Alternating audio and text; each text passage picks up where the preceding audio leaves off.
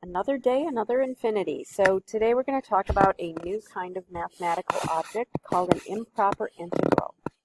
And we're going to look at a particular one in which the integrand is infinite.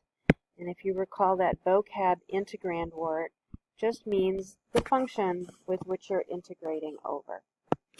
So why might these be infinite integrands? It's going to happen if we have a vertical asymptote. So they're improper because they either span or go up to a vertical asymptote. So let's look at how, kind of the first thing is just to kind of formally rewrite them. So if that's improper, here's how we write it properly, so to speak. So here's our problem child. Our problem child is 2. So we're going to take care of that problem by making it a limit. So I'm going to use A's and B's because that's our traditional limits of integration for the FTC. So I'm going to instead say,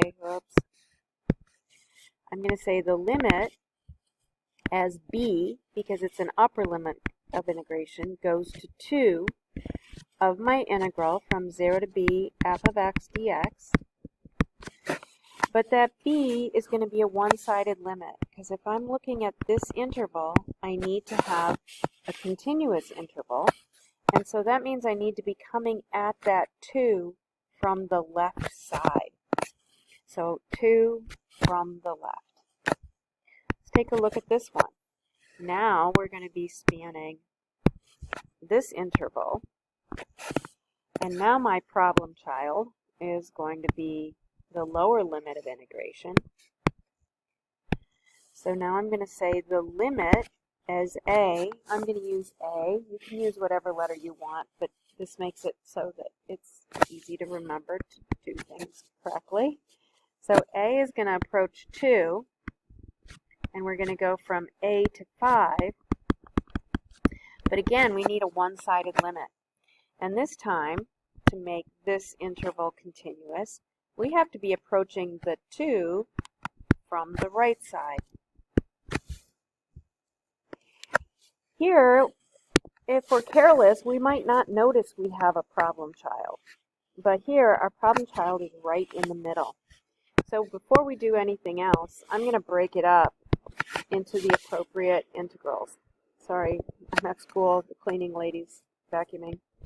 We're going to go from 0 to 2 of f of x dx plus from 2 to 5 of f of x dx. And now we can more clearly see that our problem is here and our problem is here. So let's rewrite that as a limit. So we're looking at the limit as b goes to 2 from the left side, 0 to b, plus, this is a limit as a is going to 2 from the right side of a to 5 f of x dx. And so now we've turned those improper integrals into limits, and we can actually do the algebra. And I would encourage you to use A's and B's, because that way you're always, when you're writing your limits, you know your A is going to have to come at it from the right side, and your B is going to have to come at your limit from your left side. So let's do a problem and see how these work. So we can look at this, and obviously we've got an asymptote at x equals 0. So this is definitely the problem down here. So one more time, we'll just kind of rewrite it. But when you're doing these problems to do the algebra, you're certainly not going to bother rewriting it. But I'm going to say the limit as a goes to 0 from the right side of a to 1 of 1 over x dx. Now I'm going to show you the shorthand that's pretty convenient to use. Instead of continuing to write that limit, because we know that our first line of defense for limits is just to plug in the number and see what happens. So the only time we have to worry about that limit is if plugging it in yields something that's either indeterminate or infinite. In other words, does not exist. So let's go ahead and just take our antiderivative. Oops. And so we are at ln of x. And so here's how I'm going to shorthand it. I'm going to go 0 from the positive side. That'll remind me that it's this piece that's technically a limit. And then until 1. So let's see, ln of 1 is 0 minus ln of 0 from the positive side. Oh, we know what that is. That's negative infinity. So that's not indeterminate. It's just flat out does not exist. So what we say is this integral diverges. So that's a new vocab word for you. This integral diverges. So that must be, there's like, an infinite amount of area under there. And it seems to me that maybe this isn't a really good area of study. It seems logical that everything under a vertical asymptote would in fact be infinite. You know what? I'm making a not right now. You don't have to vacuum in here. We're good. Thank you. Okay, so let's take a look at another one. So we're looking at this, and let's go ahead and do our shorthand. We know our problem child is over here at 4, but I'm just going to shorthand it. Let's see, antiderivative, add a power, divide by your new power, but we got a chain rule of -1, so it's going to be negative 2 root 4 minus x. We're going to evaluate that from 0 to 4 from the left side. That'll remind me that this guy's a limit, and I might have to do something with that. But when I plug that in, I just plug in the 4, I'm at -2 times root 0. Whoops. It's a perfectly good number. And so we're just at 0 minus -2 root 4. Oh, it's 4.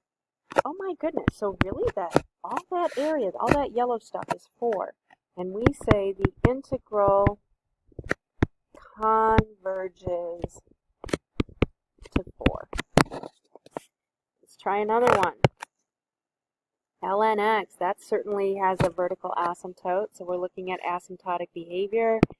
And our problem child is down here. Let's shorthand it. So, we've got voodoo. So u equals ln x, du is 1 over x dx, dv dx, vx. So we're at uv, x ln x minus the integral of v du, x over, it's just dx. That thing is just x ln x minus x. Here's our shorthand. 0 from the positive side to 1. Let's try to plug it in and see what happens. We plug in 1 times ln of 1.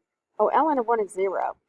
So we're at 0 minus 1 minus, when we plug in 0, that's, we get minus 0 times negative infinity.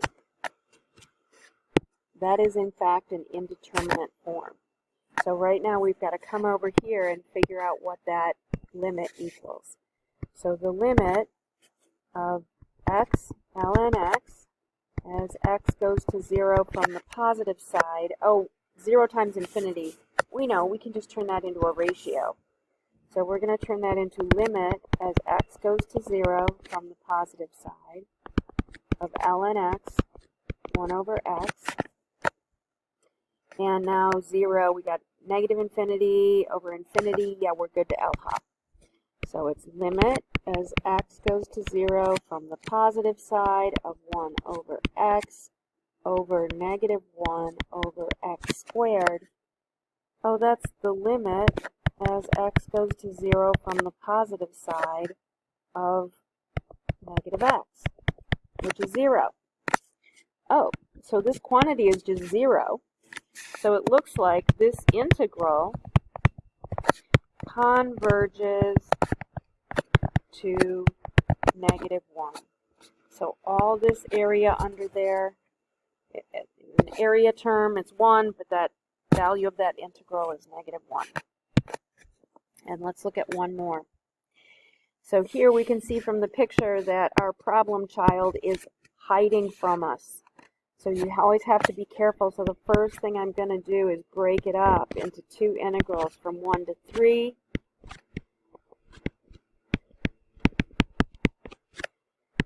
And from 3 to 4.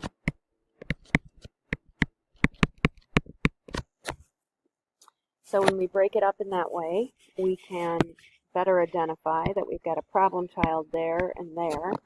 So let's go ahead and evaluate this. Antiderivative, let's see, -2, so it'll be -1. Let's see, but there's a chain rule of negative, so we're going to be at 1.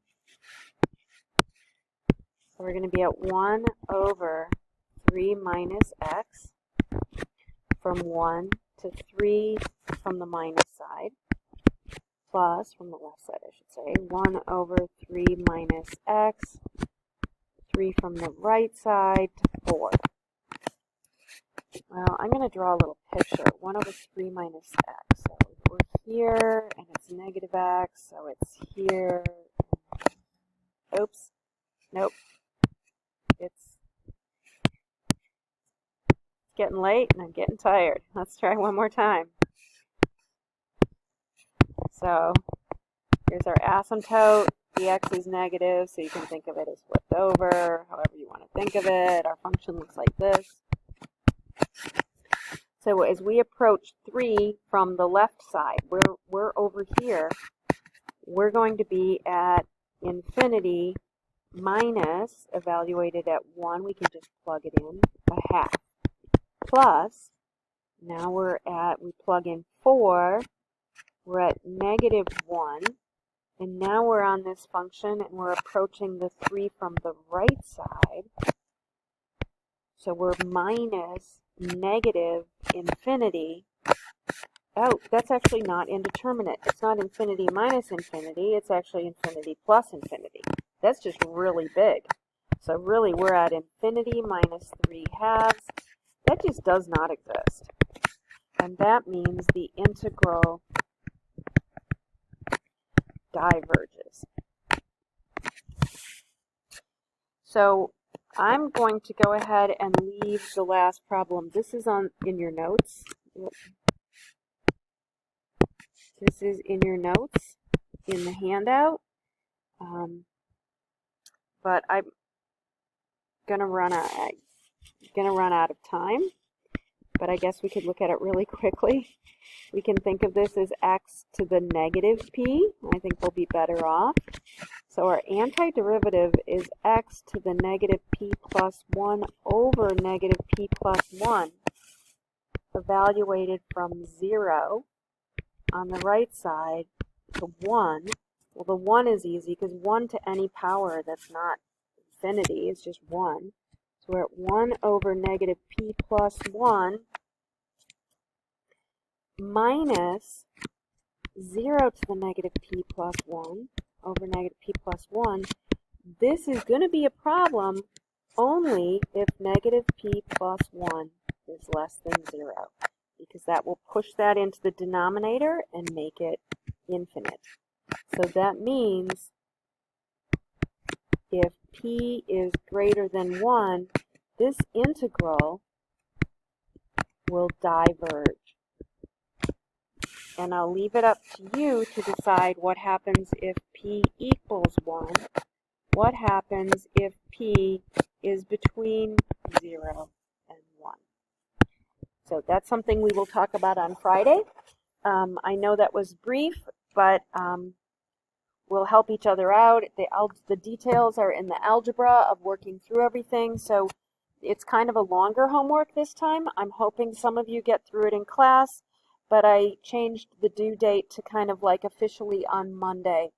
So you have plenty of time to ask questions on it, as well as asking questions on any leftover limits or Khan Academy or Paul's Online that you might have. So, happy Thursday!